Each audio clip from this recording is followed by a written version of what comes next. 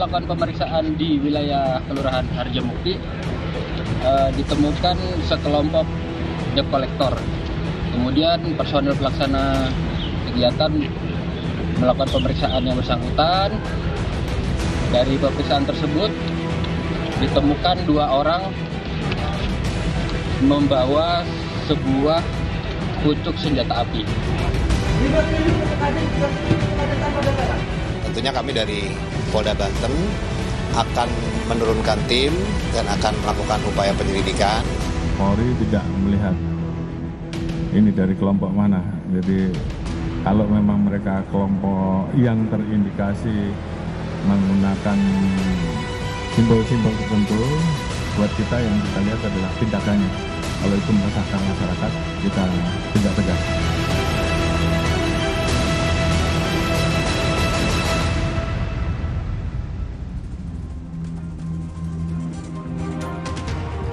Saya Yasir Nene Amma, masih bersamaan dari Kompas Petang, Saudara. Seorang preman yang membawa senjata tajam mengancam pemilik bengkel untuk meminta uang di Cengkareng, Jakarta Barat.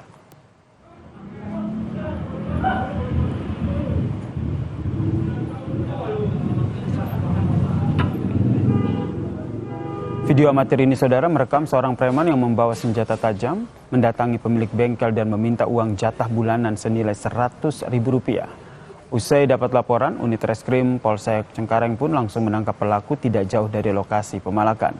Polisi berhasil menyita barang bukti senjata tajam yang digunakan pelaku untuk mengancam korbannya.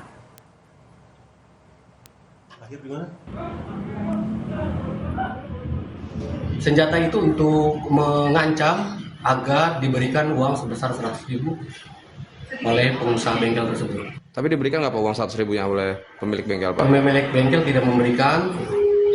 Sampai akhirnya dia melaporkan ke kami dan langsung kami tindak lanjuti dengan melakukan penangkapan terhadap pelaku tersebut.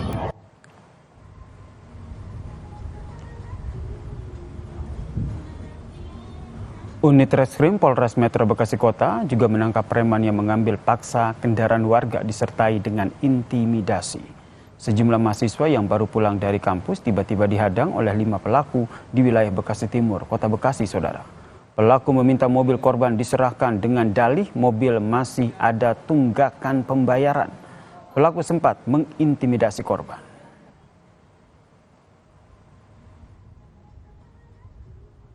Kejadiannya pada saat korban ini pulang dari kampus, dihadang oleh pelaku kurang lebih 5 orang dan secara bersama-sama mengerumuni, kemudian menyampaikan bahwasanya mobil yang dipakai oleh korban ini masih ada tunggakan dan mereka melakukan intimidasi agar korban menyerahkan kunci kendaraan tersebut.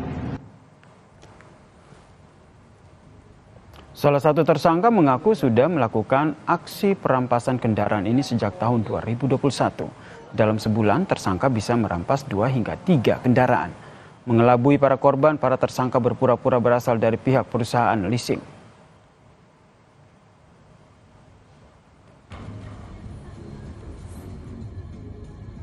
Sudah berapa lama melakukan hal tersebut? 2021. Ini 1 bulan kita berhasil mengamankan berapa kendaraan? Roda 2 atau roda 4? Dan untuk apa sih? Ya? Dan untuk apa? Rata-rata berapa? Kadang dapat, kadang dari kuasa. Kadang dapat berapa?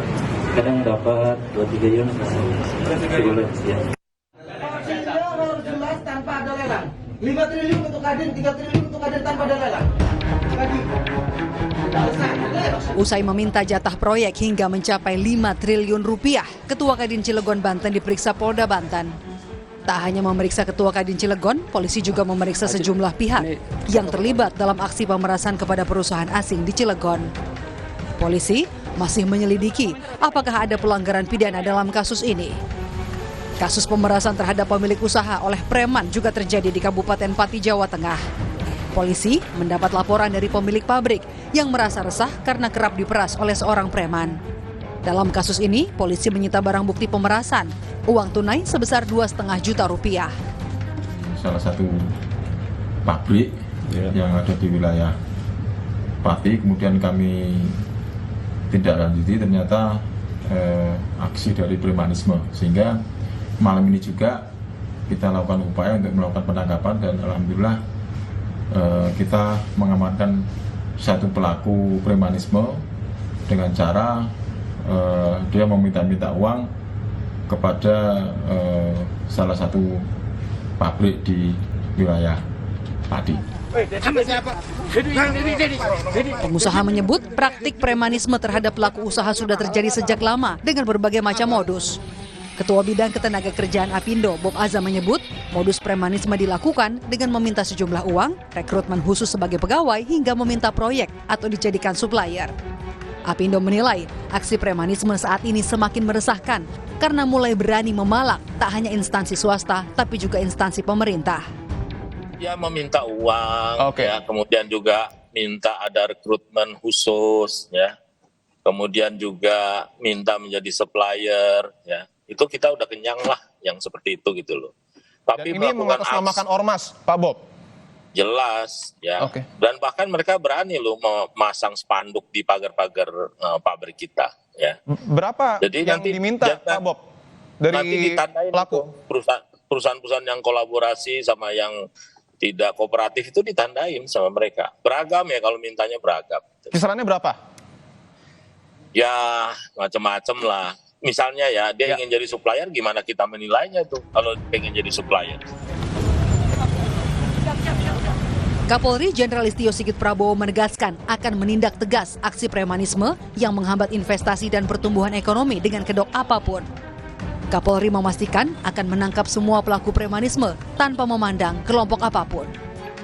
Polri tidak melihat ini dari kelompok mana, jadi kalau memang mereka kelompok yang terindikasi menggunakan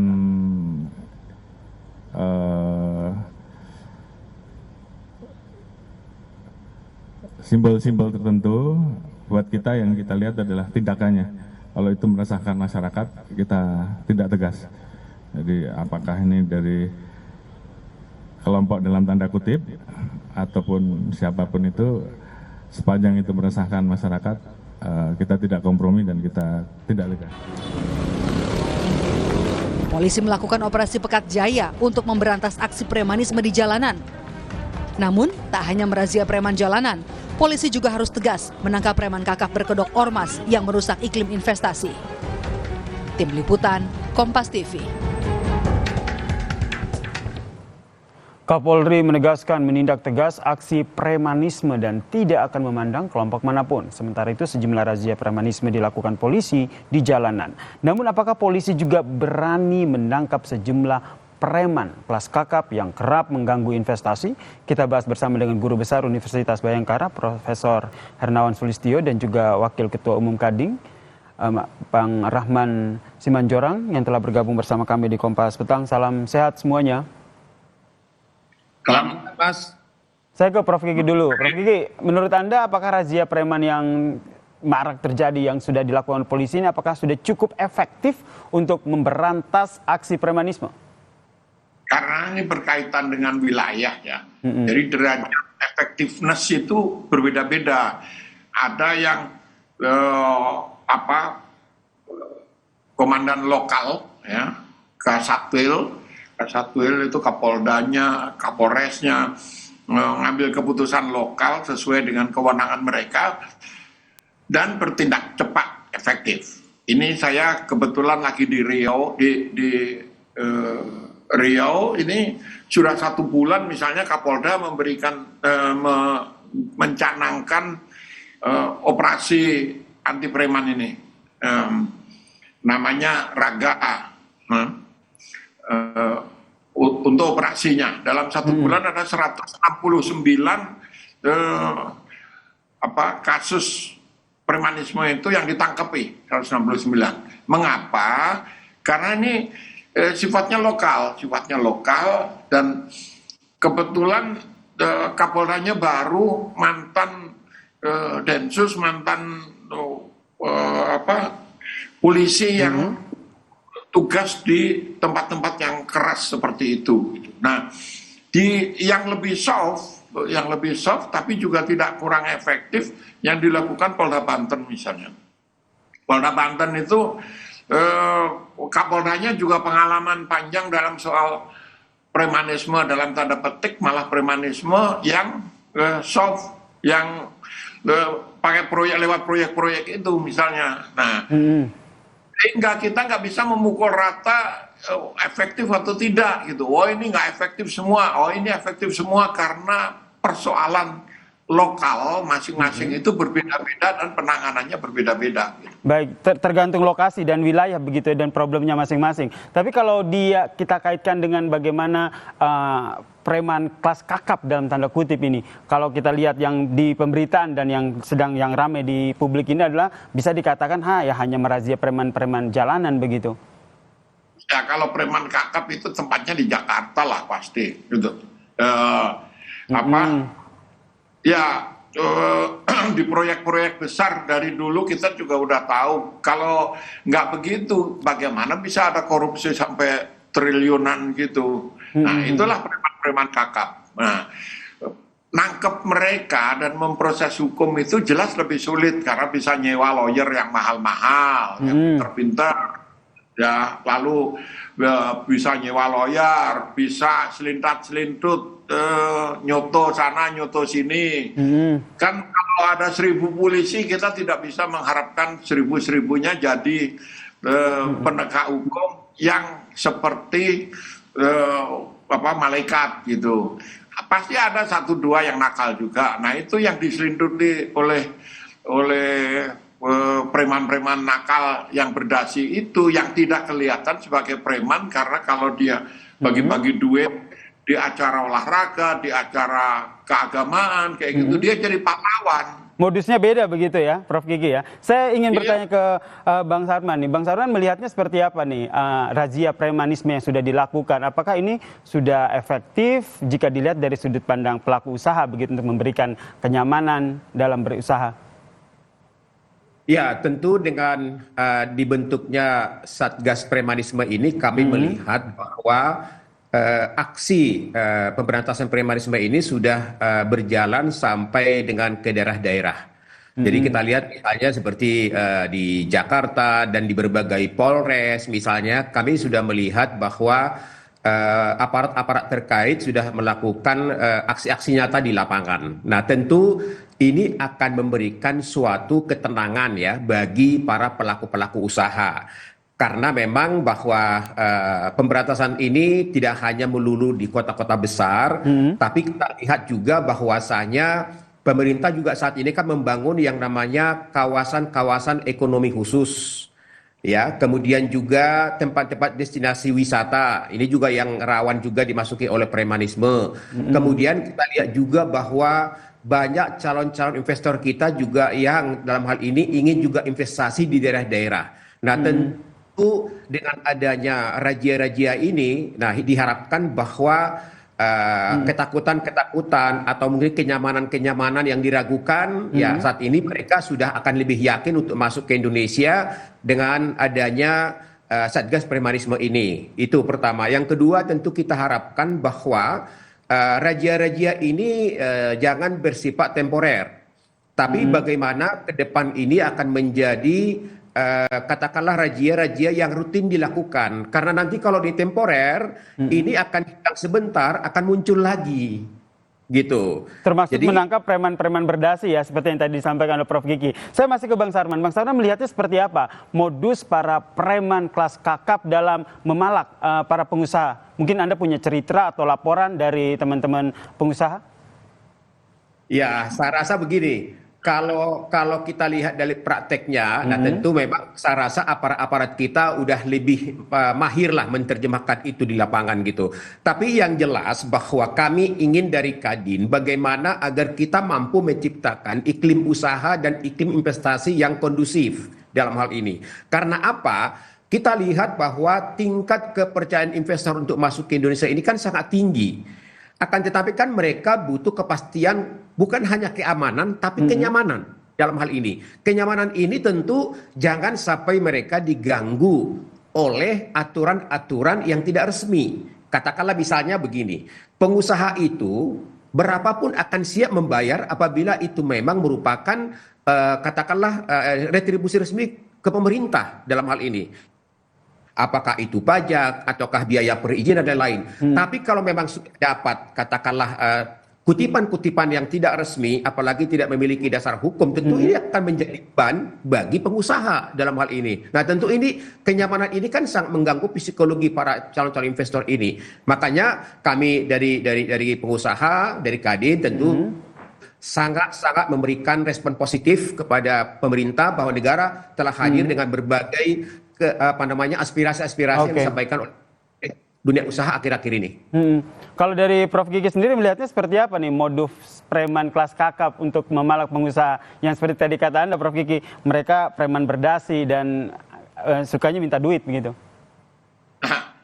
Jangan dipikir bahwa preman seperti itu orang luar seperti diceritakan tadi.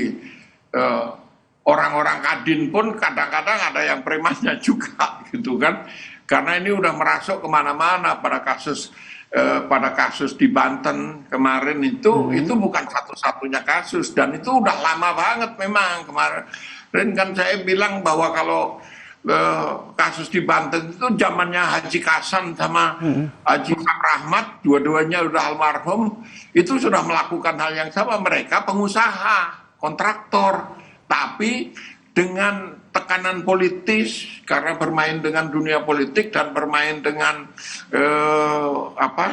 intimidasi secara halus, kekerasan secara halus, dapat proyek gitu. Jadi Kadin pun harus bersih-bersih, ini mumpung momentum bagus gitu.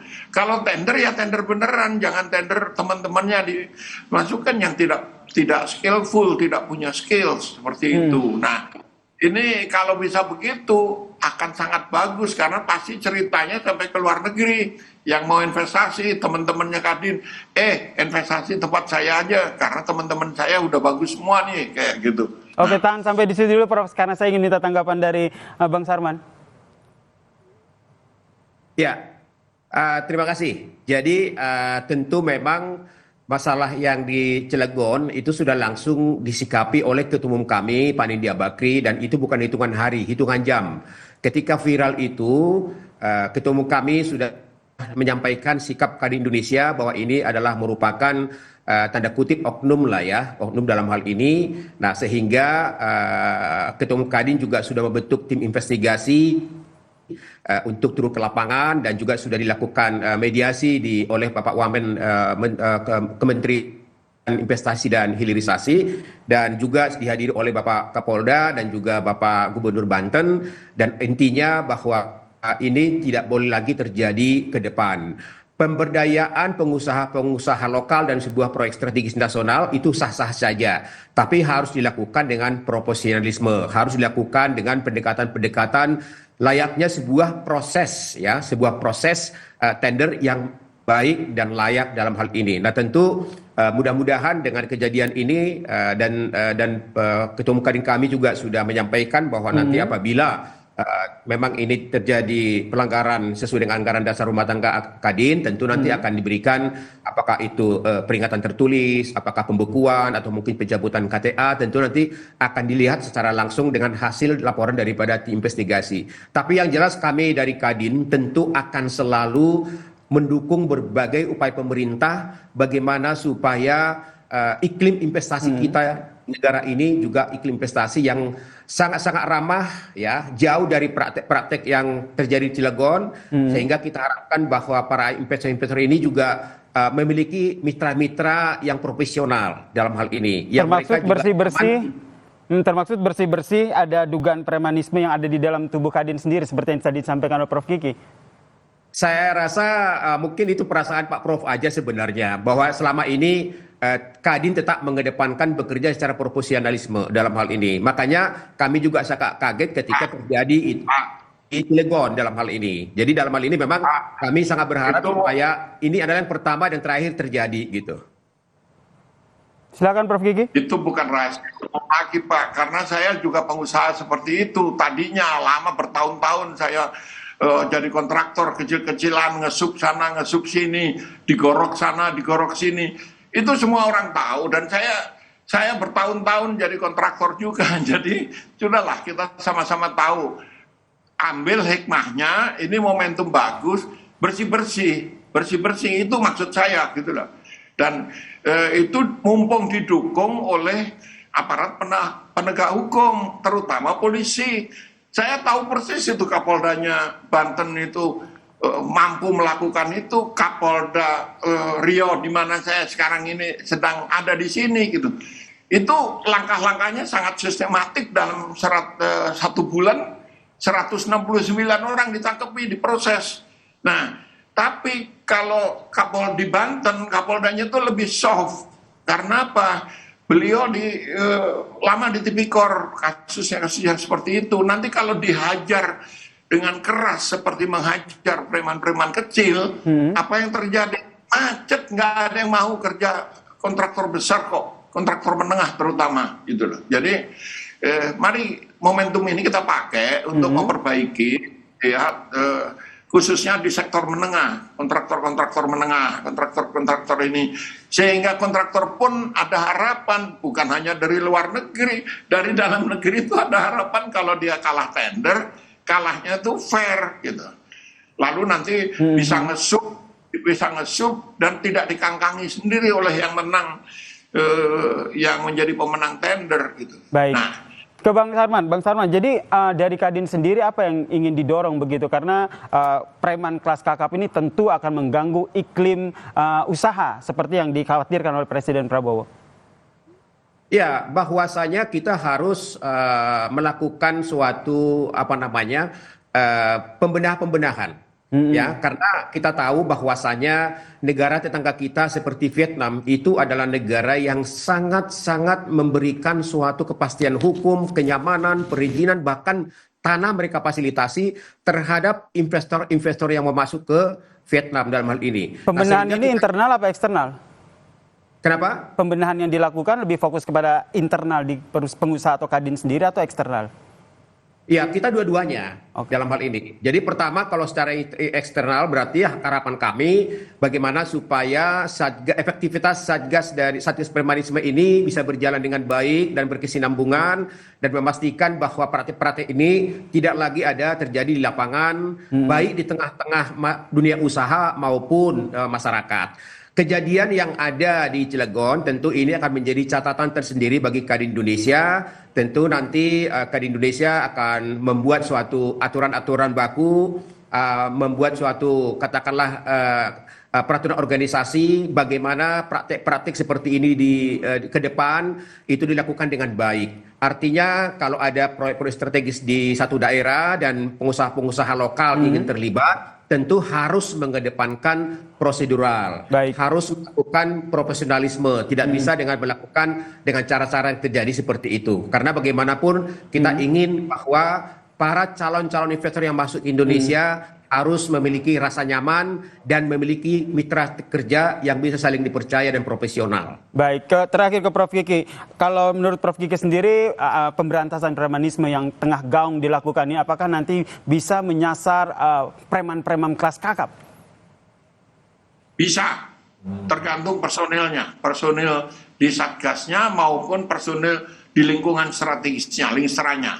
Misalnya, pola kerjasama apa yang bisa diharapkan dari Kadin, dari lingkungan usaha.